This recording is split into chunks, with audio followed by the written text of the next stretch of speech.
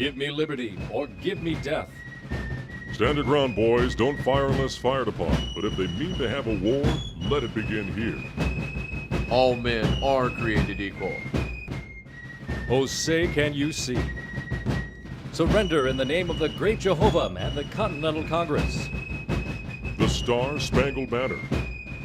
Betsy Ross. Molly Pitcher. The Swamp Fox. Listen, children, and you shall hear about the midnight ride of Paul Revere. Were they real? Did they say that? Who said it? Was that part of the revolution? Why did we fight the War of 1812? Is it myth or was it reality?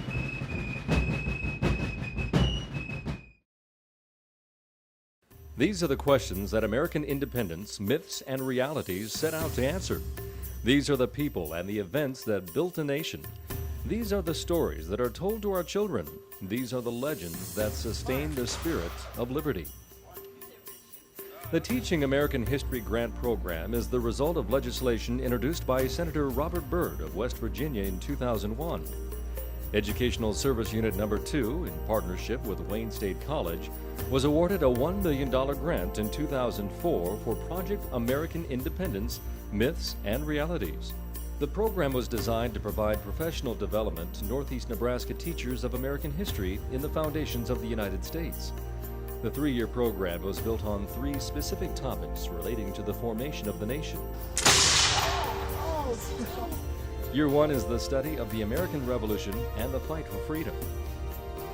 Year 2 is the study of the Native American peoples of the early formative period. Year 3 is the study of the War of 1812 and securing independence. This video is an overview of Year 1, the American Revolution. 30 educators began the program in September of 2004.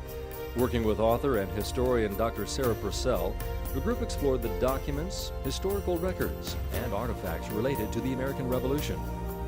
Following a fall workshop, teachers logged on to an online community to continue the discussions began in the fall. In the spring, Dr. Purcell again met with educators. This time, the group hit the movie theater to view and discuss Hollywood's version of history. After viewing the recently popular movie The Patriot, students used their newly developed myth-busting skills and separated the myth of the movies from the reality. With knowledge in hand, Dr. Purcell in tow, and digital camera batteries charged, the Mythbusters hit the Revolution Trail to explore, examine, and investigate the monuments, cities, battlefields, and forts of the American Revolutionary story. Arriving in Boston, the group was met by none other than Paul Revere himself. Mr. Revere led the group through the narrow streets of his Boston neighborhoods as he explained the real story of his life and his role in the nation's fight for independence. The next 26 miles to Lexington. He guided the group to the famous Old North Church and his own home. The evening found the group out in Boston Harbor on the Liberty Clipper. This replica vessel gave the teachers a taste of the seafaring life and views of the city from the same harbor that was once the site of one of the most honored legends of the time, the Boston Tea Party.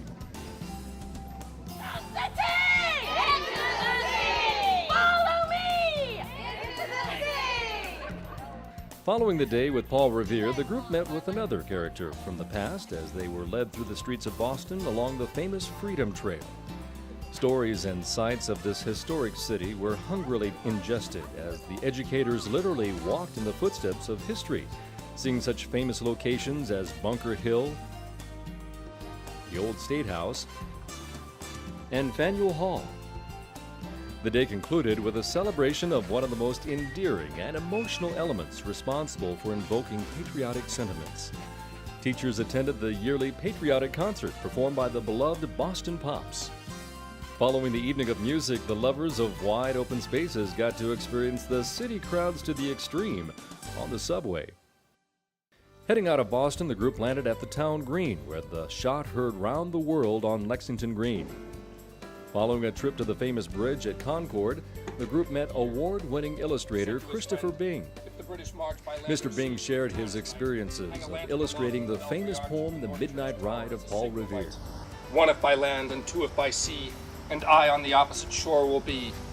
He explained the painstaking research he conducted in order to bring some historical accuracy to the popular poem. Leaving the city, the group traveled to Vermont, where they spent the night in the famous Green Mountains. Following a restful evening at the beautiful Wilburton Inn, the group visited the Bennington battlefield. Dr. Purcell put her historical expertise to work with interpreting the battle. Oh, look, there come more Germans up over the hill, right? That kind of thing, you know? It's sort of like, ooh, not what we had in mind. And It was then off to Fort Ticonderoga. Greeted by costume interpreter Red Hawk, the teachers were given an overview of the geographical significance of the fort. Taking in the panorama, it was awe-inspiring to think of the soldiers and commanders that struggled to secure the liberties we now enjoy. The terrain and vegetation of the area clearly reinforced the concept that tremendous work was needed to create the fortress. The following day, the group traveled to Saratoga Battlefield. The gloomy weather brought a sense of the discomforts soldiers must have experienced during the long months of camp life. Leaving Saratoga, the bus found its way to West Point Military Academy. Tour of the grounds and buildings at West Point gave the group a greater insight to the dedication and tradition of the U.S. military system that has been in place since the time of the Revolution. Spending a comfortable night at West Point's historic and beautiful Thayer Hotel, the group found their way to Washington headquarters stateside in Newburgh. It was here that General Washington first developed the Purple Heart Award. A short drive later, the bus arrived at Stony Point State Battlefield Park, where the group was greeted by costume interpreters that provided an overview of the location's role in controlling the Hudson River. Because it's firing at the noise that it's hearing. The sentries are now pulling back. Following lunch and a short bus ride, the group arrived in Monmouth Battlefield.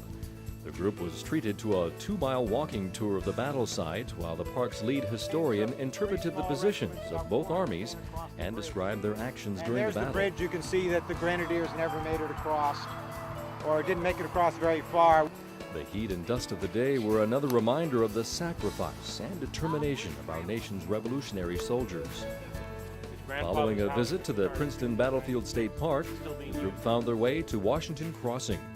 It was here that Washington crossed the Delaware for a surprise attack on enemy encampments on a very cold winter night over 200 years before.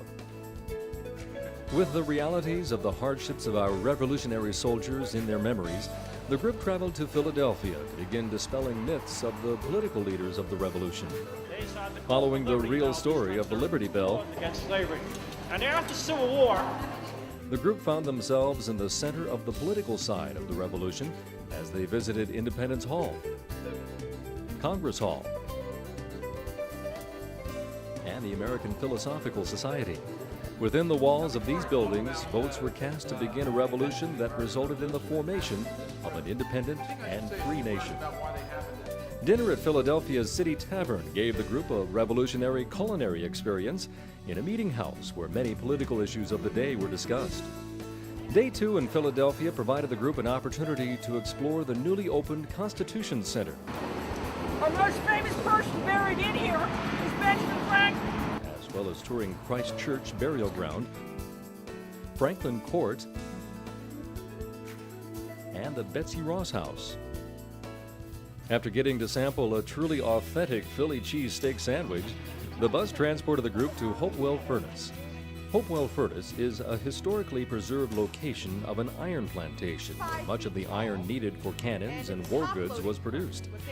This link to the past gave educators a glimpse of work being done by some of America's population that supported the Revolution in roles other than politician or soldier.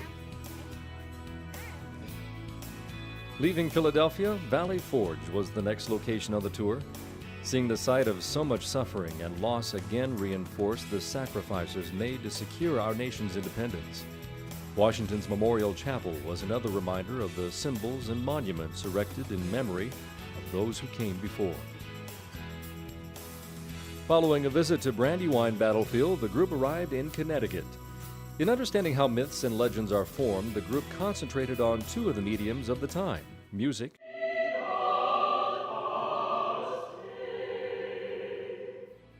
and art. At New Haven's Yale University, the group attended a presentation on colonial music by Yale University's music library director. The presentation also included information surrounding the Star-Spangled Banner, as well as other political and propaganda songs of the period.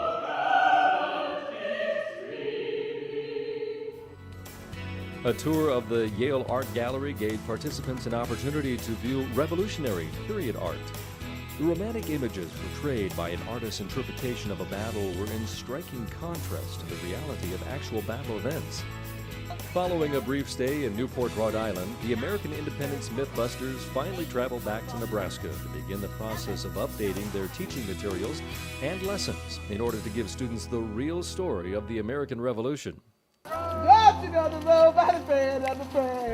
In the fall, the group again hit the road less traveled and headed to colonial Williamsburg, Virginia. For 4 days in November, the group was transported back in time to live the lives of colonial people at the time of the Revolution. Participating in tours, simulations, research, and hands-on activities, the group experienced the world of politicians, tradespeople, Native Americans, and even slaves. The experience in Williamsburg completed the study of the American Revolutionary period and year one of the project. Through the sights, sounds, and experiences of the year, educators developed an in-depth understanding of many of the realities of the American Revolution. They now understand differences between myths and reality. They developed a greater understanding of the importance of legends as the building blocks of national identity and the dangers of inaccurate information. Through these lessons learned, these experiences, and these events, the American Independence educators are better equipped to provide their students with the tools necessary to discover the myths and realities in their own classrooms.